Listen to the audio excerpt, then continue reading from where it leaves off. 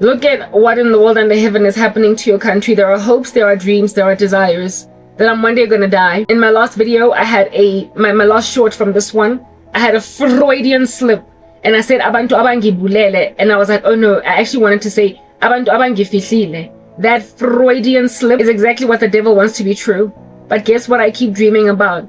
You will remember that wedding in Cana or what? The one that Christ attended before his ministry officially commenced, and they ran out of wine. And then Mary ought to be asking her son, oh my, they ran out of wine. Likely because she knew that her son was into miracles and stuff, I don't know.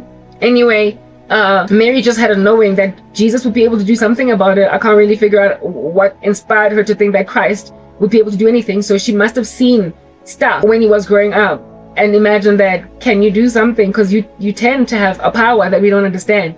Right? But anyway, the first recorded miracle of Jesus Christ was one of converting water into wine. And every time not every time, but a lot of times when I am being threatened with death, in that I'm not getting out of this no matter how hard I try, the Lord shows me that scene in the Bible of him turning water into wine at where?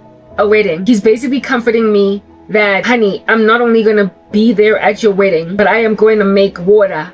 I'm going to make wine out of water. I am going to avail everything you need, everything you, your people, your husband, your in-laws need.